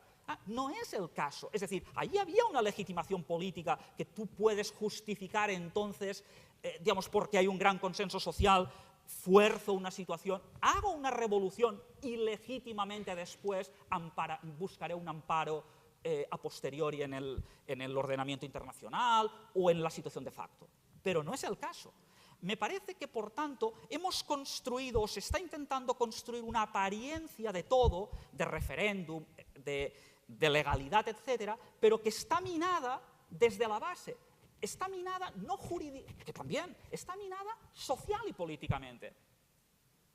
Este es el problema. Por tanto, desde este punto de vista, esta tacha va a ser una tacha sobre la que construyes un país en el que la mitad de la población no lo tiene claro. Y no hace falta un referéndum para saber que la mitad de la población lo tiene claro y la mitad no lo tiene claro. Hemos tenido elecciones en el 2012, hemos tenido consulta en el 2014, hemos tenido elecciones plebiscitarias en el 2015 y hay una constante que es entre 1.800.000 y 2 millones de ciudadanos catalanes que de forma activa apuestan por esto. Y han tenido 3 cauces para expresarse. Apelo a votos, no apelo a mayorías parlamentarias derivadas de un sistema electoral determinado, el que sea. Por tanto, tenemos ya un cuadro. Podemos discutir los matices. Si este es esto, si es un 48, es un 45, es un 53. Podemos discutir esto. Lo que nos enseña la Corte Suprema de Canadá en el 98, lo que nos enseña la Comisión de Venecia sobre Montenegro en el 2005 y el Consejo de Europa y la misma Unión Europea es que decisiones de este tipo requieren grandes consensos. Se me puede objetar una excepción, Escocia y el Reino Unido. Cierto, la excepción viene determinada, por la existencia de un pacto previo, hay pacto previo, 2, a partir de ahí la democracia británica es una democracia de mayorías, y la democracia de mayoría significa que la mayoría se lo lleva todo. Por esto el Brexit, por esto, etcétera, lo de Escocia. Pero esta es la excepción. Esta es la excepción en el constitucionalismo. ¿Se me permite rebatir muy brevemente? Súper brevemente. Yo puedo permitir lo que sea, pero tus compañeros... Sí, ahora lo pasaré. Pero, entonces, el día, y le citaré en esto, sí, es así.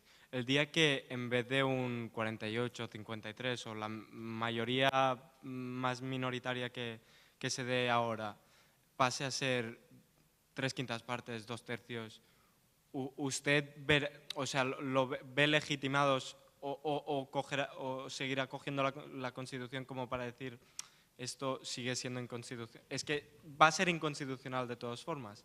Lo que digo es si la legitimación viene por un número dado o es según el número que haya. Yo quiero hacer constar que en mi argumentación no he utilizado para nada la constitucionalidad o no de un precepto, la constitucionalidad o no de un referéndum de acuerdo con la Constitución española. He apelado a Quebec, he citado Kosovo, he citado Montenegro, es decir, he buscado constitucionalismo, he buscado derecho constitucional comparado. Es decir, no digo que la Constitución española lo permita, simplemente digo que de mi boca no ha salido una argumentación en términos de derecho constitucional español, ha salido en términos de derecho constitucional comparado y de organismos internacionales. Primer punto. Segundo punto. Si 3/5 de la población decidieran esto, habría un problema político. Un problema realmente social y político en términos democráticos. Y ante esto, ¿qué duda cabe, sea la comunidad internacional, sea opiniones públicas internacionales, exigirían algún tipo de acuerdo? Y a partir de ahí, y este era el sentido del artículo tan tergiversado del profesor Rubio Llorente en El País, al que algunos se acogen para decir que él justificaba un referéndum, digo Rubio Llorente por ser el constitucionalismo, que murió el año pasado, más importante de España en estos últimos años. Cuando Rubio Llorente, reléanse los dos artículos, apela al referéndum, lo dice como un referéndum excepcional al final del proceso. No como un referéndum del artículo 92, consultivo, que no nos lo creemos, que esto es un subterfugio, que tú no quieres un referéndum consultivo para abrir una reforma constitucional, tú quieres que este referéndum te cree como poder soberano y a partir de ahí estás legitimado para la independencia. Esto sería, insisto, la culminación. Te pongo otro ejemplo de derecho comparado. Repasaros los acuerdos de Viernes Santo de Irlanda del Norte, entre Inglaterra, entre el Reino Unido y Irlanda. Cuando habla de un referéndum para decidir que Irlanda del Norte pueda incorporarse a Irlanda, deseo, digamos, de la comunidad católica norirlandesa, el referéndum está al final y dice, se verá que existe un consenso y cuando exista un consenso, el referéndum servirá al final para ratificar. Es mucho más sabio esto. Esto es mucho más sabio, porque lo que nos está diciendo es, políticos, trabajen, hagan su trabajo, concilien, si no hay mayorías, aplacen, y cuando existan estas mayorías, cuando tenga este pueblo detrás real, entonces negocien y entonces el pueblo, en última instancia, ratificará lo que ustedes han negociado. Pero no empecemos la casa por el tejado, no empecemos sometiendo al pueblo un referéndum que ya sabemos que nos va a decir, en el caso de que fuera legal, en el caso de que fuera, digamos, no legal por ajustarse al ordenamiento jurídico, legal por ajustarse a los cánones, por ejemplo, digamos, del Código y de los dictámenes de la Comisión de Venecia, del Consejo de Europa. Es decir, si aceptamos unos parámetros, otra vez argumento en términos de derecho internacional o de derecho constitucional comparado, si aceptamos esto, una gran mayoría, si aceptamos que previamente en el referéndum ha participado la oposición, si aceptamos todo esto como fruta madura, caerán las consecuencias. A mí me parece que hemos querido correr mucho, me parece que hemos emprendido una carrera en la que hemos dejado atrás muchos elementos básicos de nuestra cultura jurídico-constitucional, no española, sino occidental.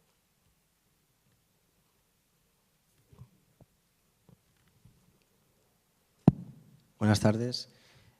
Yo dos preguntas. La primera muy breve. Se ha hecho, creo que escuché unas declaraciones del presidente del Gobierno que hacían mención a qué pasaría o qué se debe hacer si yo como ciudadano recibo una notificación al respecto que tengo, porque como se ha comentado en la conferencia, sí que pone que será obligatorio de ir a si te toca a una mesa electoral, pero no pone las consecuencias de la no asistencia. Entonces me gustaría saber ya como inquietud de ciudadano cuáles serían las consecuencias de la no asistencia, es decir, si eso tendría alguna consecuencia legal. Y la segunda va en torno al polémico artículo 155, que también se ha hablado. Yo tengo la impresión de que es un artículo que, por motivos políticos, obviamente, yo creo que se ha interpretado erróneamente, o se ha querido interpretar erróneamente, o tampoco se ha sabido explicar correctamente.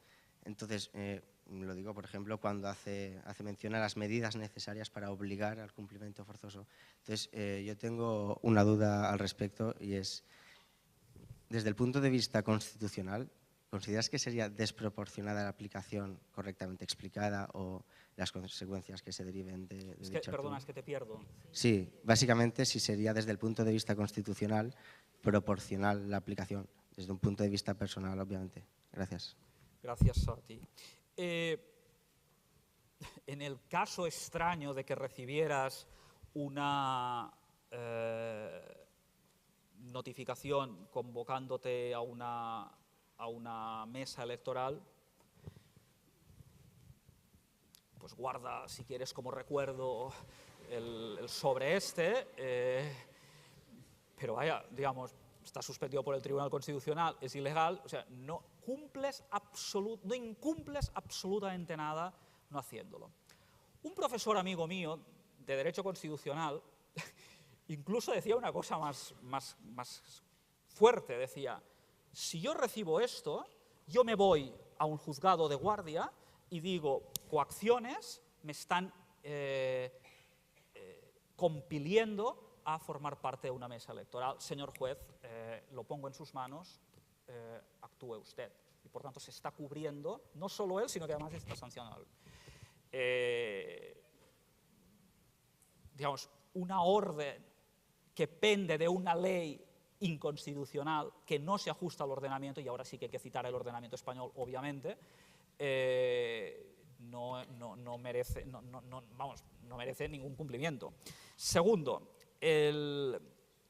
la desproporcionalidad. Mira, el equivalente al artículo 155 está en muchos estados federales, regionales o compuestos. El artículo 155, compáralo con el artículo 37 de la Ley Fundamental de Bonn. Es una copia literal que a su vez copiaba el correspondiente de Weimar, que a su vez copiaba el de la Constitución Imperial de 1869. Pues hay una tradición alemana de esto. Pero es que en Italia hay, es que en la Segunda República Española había. Es decir, es que en Inglaterra, en el Reino Unido quiero decir, que no hay tal artículo, la autonomía de Irlanda del Norte se ha suspendido 4 veces. Y una de ellas, me parece que 4 o 5 años, por cierto, bajo el primer ministro laborista Blair. Por tanto, los estados compuestos tienen mecanismos de defensa del Estado frente a agresiones del orden que sea internas, que no son de personas, de estados excepcionales, sino de este tipo. Por tanto, está en los ordenamientos jurídicos, incluso más graves. ¿Sería proporcional o no proporcional? El juicio de proporcionalidad, si es estrictamente jurídico, A mí me parece mucho más garantista el 155 que no la orden esta ministerial. Pero yo no hago un juicio de esto. Fíjate que yo he dicho sí. Mi juicio de proporcionalidad es más amplio. Incorpora el criterio político, la prudencia política, el valor simbólico de una norma, que un jurista ha de saber cómo será percibida por la opinión pública. Y si yo apelo a todo esto, entonces la proporcionalidad así entendida me parece que ha de ser muy última ratio y que por tanto es mejor no utilizarla si no te cargas de muchas razones reiteradas y si no hay un consenso político muy amplio detrás. Si se dan estos dos requisitos, yo creo que se pueden emplear. Porque, insisto, quizás por la juventud, quizás por este concepto heredado del franquismo, las democracias se defienden. Y las democracias se defienden con la ley.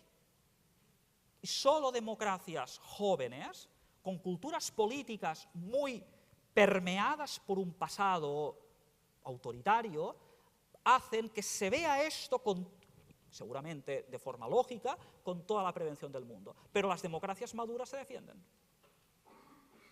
Ante situaciones de este estilo, todas ellas.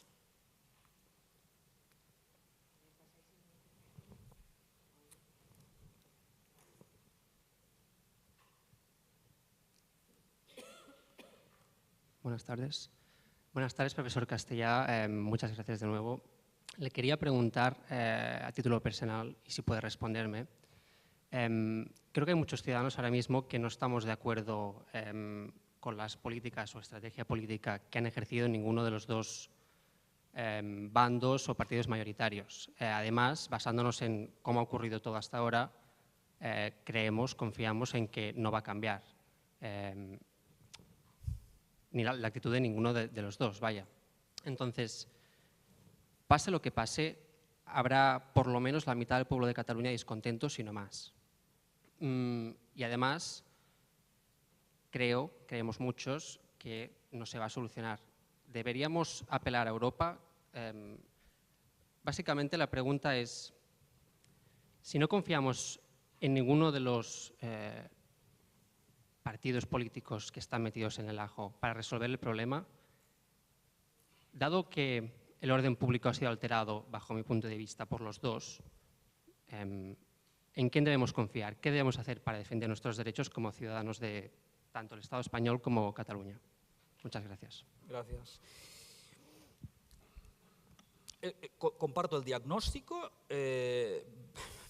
Veo personalmente muchos nubarrones en el horizonte. Esto no acaba el 1 de octubre y, por tanto, estamos en una crisis muy grave que no veo, y nada me gustaría más que equivocarme si acabara dentro de una semana. Segundo punto. Hombre, lo de que el orden público lo han alterado los dos, a mí la equidistancia me parece una postura, no digo por tu parte, me parece una postura muy cómoda para no mojarse, muy gallega, ¿no? Estoy mirando. No es exactamente lo mismo, no es exactamente lo mismo, por lo que he explicado antes. Aquí no estás, en este momento, contraponiendo dos gobiernos intransigentes, estás un gobierno que ha decidido emprender una huida hacia adelante y otro gobierno que en este momento está tomando unas decisiones con el consenso de la oposición, salvo Podemos. Es decir, la oposición es el Partido Socialista y Ciudadanos. Ya sé que Podemos representa mucho, 70 diputados, pero digamos, no he dicho una unanimidad, he dicho un consenso amplio, es decir, que supera los 2 tercios para entendernos. Porque el PNV ha dicho una cosa que convendría siempre estar atento. Ha dicho, estamos a favor de un referéndum legal y pactado. De lo que a contrario se desprende, PNV. Por tanto, no estamos hablando de 2 gobiernos, aunque es cierto que 2 gobiernos han llevado hasta aquí. Esto sí que te lo comparto. A partir de esto, escenarios de futuro. Apelar a la Unión Europea. Yo, honestamente, creo, y lo mismo, me puedo equivocar, pero lo que estoy viendo los últimos días me confirman intuiciones previas. La Unión Europea ha analizado un poco la posición de la prensa más prestigiosa en Europa hasta la semana pasada y esta. Y yo creo que ha cambiado. Si vosotros leéis el editorial del The Guardian de hace 3 o 4 días, si leéis el artículo de The Zeit ayer en tal, si leéis en Italia la opinión de Pace, Alessandro Pace es uno de los constitucionalistas vivos más importantes, no solo italianos, sino europeos. Es decir, la opinión pública europea está virando, opinión pública por los que crean opinión pública, está virando hacia una mayor precaución y crítica ante lo que está ocurriendo. Son hipótesis de por qué esto ha ocurrido. Puede tener algo que ver el desenlace, y empiezo por lo último, de las elecciones alemanas, en las que todo lo europeo se va a complicar bastante, por no hablar de lo ya de por sí complicado en los últimos tiempos tras el Brexit, pero ahora más. 2 socios de la coalición, la CSU bávara y el Partido Liberal, están diciendo poner el freno en temas de integración europea de forma clara. Pero ahí hay un factor en Alemania a tener en cuenta.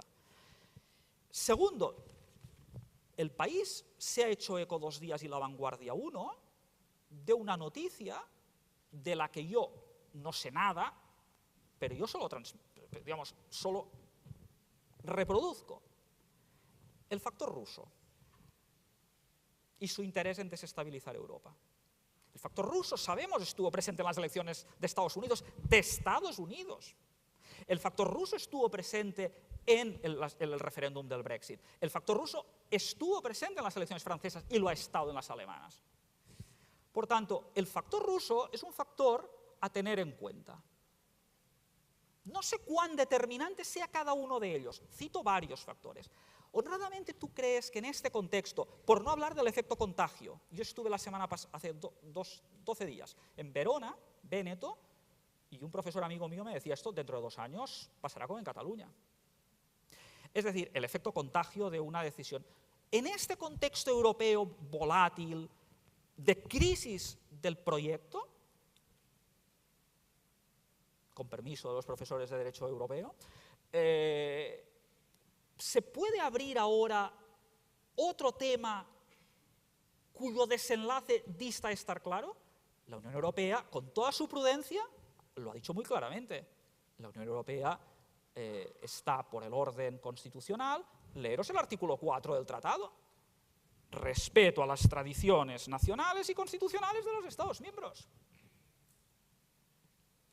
O sea, buscamos a veces en las declaraciones de un portavoz, en un señor que sale de una cafetería, de un bar para ser más exactos. No, vayamos al fondo. Yo francamente veo que la apelación a la Europa en este momento es de estabilidad. Y todo lo que se perciba como inestable, estados, gobiernos y opiniones públicas, lo cual no significa que no haya corrientes de simpatía, pero lo más profundo me parece que está así. ¿Apelar, pues, a qué? Yo creo que las soluciones no han de venir de fuera, las soluciones han de venir de dentro. Y las soluciones en una democracia vienen de los ciudadanos. Y los ciudadanos cada 4 años, y últimamente cada bastante menos, somos llamados a las urnas. Por tanto, ¿alguna responsabilidad tendrán los ciudadanos cuando votan aquí y votan en general? Por tanto, este es el mecanismo ordinario de las democracias para... ¿Cuál es la gran aportación de Popper a la democracia? Popper dice, la democracia al final es un cambio de gobierno sin derramamiento de sangre.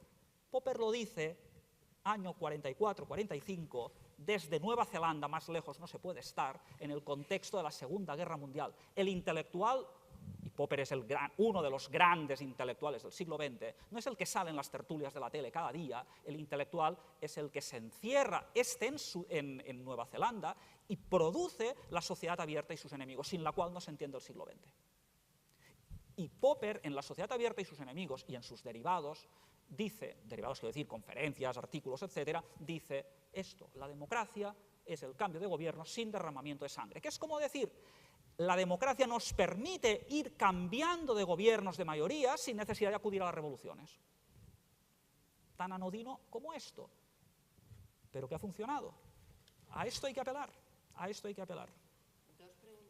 A mí me gustaría saber qué opina usted sobre quién sería responsable en caso, bueno, en este referéndum. ¿Sería solamente aquellos que han promovido de forma pública el referéndum o simplemente todo aquel que vaya a votar? Si yo voy a votar, ¿soy considerado responsable? ¿Hasta qué punto? ¿Dónde está aquel límite donde tienes responsabilidad y dónde está el límite en el que ya dejas de tener responsabilidad? La responsabilidad jurídica, y en este caso no nos engañemos, la responsabilidad jurídico-penal es solamente sobre los responsables en la activación de este referéndum. Y para que no suceda otra vez lo que sucedió en la consulta del 9 de noviembre del 14, esta vez, primero el Tribunal Constitucional y después los jueces ordinarios han ido diciendo quiénes son responsables. Si tú te lees los fallos del Tribunal Constitucional, hay unas largas listas en donde se dice los miembros del gobierno, los delegados territoriales, los miembros de la Junta Electoral es decir, los jefes de la televisión, los jefes de la policía, se identifican casi nominalmente, con nombres y apellidos, los responsables, porque solo si hay esta conminación previa, luego puede actuar con todas las garantías del derecho penal. Por tanto, los responsables son los a los que se dirija el juez prohibiéndoles esta actuación. Un juez u otro.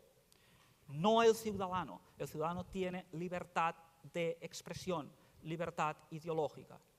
El ciudadano tiene una responsabilidad como ciudadano, pero esto es cosa de como ciudadano, no es responsable penal, porque me parece que esto se explica aún en derecho penal, el derecho penal es la última ratio y por tanto no hay que abusar de esto. Y cuanto más acotada sea la responsabilidad, mejor. Y ojalá pues no haga falta esto y sea proporcional, etc. En cuanto a responsabilidad penal. Y luego está la responsabilidad financiera, que es otro capítulo al que antes no he mencionado, todo el tema del Tribunal de Cuentas. Todo el tema del Tribunal de Cuentas. Ahora está saliendo el control financiero de lo que ocurrió en la consulta del 9N. Por tanto, ahí hay otro control financiero. ¿Sobre quién? Sobre los responsables de actuar, es decir, de desviar gasto público, de desviar presupuesto para un objetivo, para una partida que está prohibida. Y ahí puede haber no solo responsabilidad penal, sino también que la responsabilidad penal no es solo cárcel, y ni siquiera principalmente cárcel. La responsabilidad penal es inhabilitación, no te puedes presentar a unas elecciones. No te puedes presentar a unas elecciones. Y segundo, la responsabilidad patrimonial. Yo, si me permitís una broma, tomadla como queráis, yo no sé qué pasará el domingo. Si los responsables de organizarlo, los de la Junta Electoral y el número 2 de Economía, que fueron apercibidos por el Tribunal Constitucional, estuvieran convencidos de que van a ganar, ¿para qué dimiten? ¿No hemos leído en el artículo 3.3 de la ley del referéndum que las autoridades quedan cubiertas por esta ley? Oye, si nos tomamos en serio el derecho, yo puedo hacer lo que sea, porque la nueva legalidad catalana dice expresamente no me va a condenar.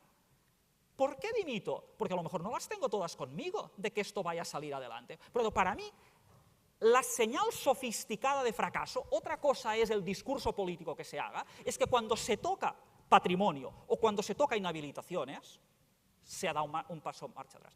O aquella señora ex vicepresidenta que pide al juez, por favor, que le aplique cuanto antes la inhabilitación porque se quiere presentar a las próximas elecciones como alcaldesa de Barcelona. Hombre, si tan convencida estás que tu causa va a ganar, te vas a poder presentar y además llena de honores. ¿Por qué tienes miedo y le pides al juez, por favor, adelánteme ya la inhabilitación porque son año y medio y quiero para las próximas elecciones del año 2019 presentarme a las elecciones? Muy serio jurídicamente no me parece, pero otra cosa es cómo, digamos, lo envolvemos y cómo decimos a la ciudadanía las cosas, pero jurídicamente esto es lo que ha ocurrido. Dos últimas preguntas aquí al fondo primero que estaban pidiendo.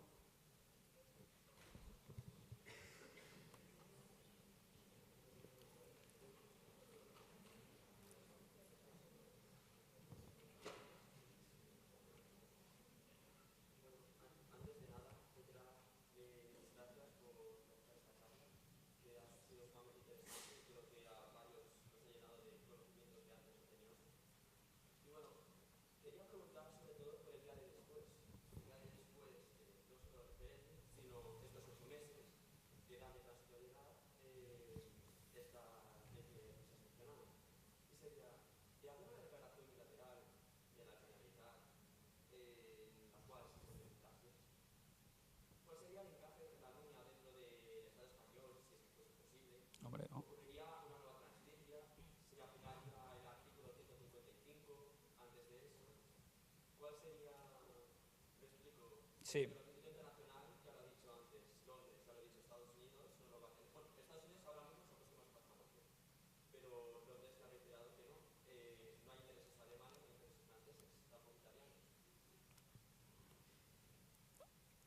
Yo no sé si va a haber o no declaración unilateral. Es decir, el referéndum, es decir, en los escenarios son malo, muy malo. Es decir, quiero decir, en cuanto a que van a haber fotos, es decir, el escenario nos lo podemos imaginar. Habrá un referéndum, si por referéndum se entiende que habrá unas urnas ni que sean autofabricadas y unas papeletas autocreadas. Pero claro, llamar a esto referéndum, en términos, digamos, si tú aspiras a un reconocimiento internacional, insisto, pero no por aquel día, porque ya viene determinado, porque no hay oposición. Es decir, ¿quién hace la campaña por el no? Yo no he visto ningún cartel del no. Yo no he visto ningún debate. Buscad el referéndum que queráis. Por tanto, no es un verdadero referéndum. Por tanto, ya nace cojo, ya nace deslegitimado jurídicamente y políticamente. A partir de ahí, la reacción, yo no me atrevo a decirla porque los parámetros de análisis son los que son. ¿Puede haber una declaración unilateral? Vale, puede haberla. ¿Vale? Y la declaración es una declaración. A partir de esto, tú vas a tener una legalidad. Es decir, España no es Yugoslavia, España no es Serbia. Es decir, aquí hay Estado. Aquí hay Estado. Aquí hay Estado porque hay Hacienda, y Hacienda, si un día no pagas el impuesto, hay unos apremios, ¿ves? Y te embargan. Y esto no requiere un consentimiento previo, y hay Estado. Aquí no hay ausencia del Estado, aquí hay Estado. Por tanto, habiendo Estado, tú tienes una legalidad. Y se va a crear, en esta hipótesis de la declaración unilateral, otra legalidad en paralelo. A mí me parece de una gran irresponsabilidad, porque al final trasladas a cada ciudadano la decisión de qué hace. Y esto genera angustia en muchas personas. A mí, si yo recibiera, que no es el caso, lo de la papeleta, esto para estar en una mesa, digamos, a mí angustia cero. Es decir, insisto, pero yo porque me dedico a esto. Pero si lo recibe un ciudadano, tiene una angustia. Y en los pueblos de Cataluña, que no es Barcelona, la angustia es superior. La angustia es superior, porque la presión es más grande. Por tanto, apelando a esto, que es, insisto, a la razón política, jurídica, ética, estás generando un dilema en muchas personas, estás generando una tensión que luego, ¿cómo se canaliza? Pues habrá que verlo. Pero yo no compraría lo de los 8 meses. ¿Por qué tienen que ser 8 meses? Es decir, a partir de ahí veremos efectivamente la siguiente actuación del Estado. ¿Quedará otra alternativa que aplicar el 155? ¿Para hacer qué? A lo mejor para orgánicamente someter a los Mossos d'Esquadra bajo las órdenes de Interior. Con lo cual, otra vez, estás poniendo en los Mossos, en funcionarios públicos, ante el dilema de cumplir la ley, y una ley que saben porque han estudiado algo de derecho constitucional que no es tal, pero que sus jefes políticos les dicen que sí. O sea, por tanto, yo no sé qué pasará, pero me preocupa la socialización del problema.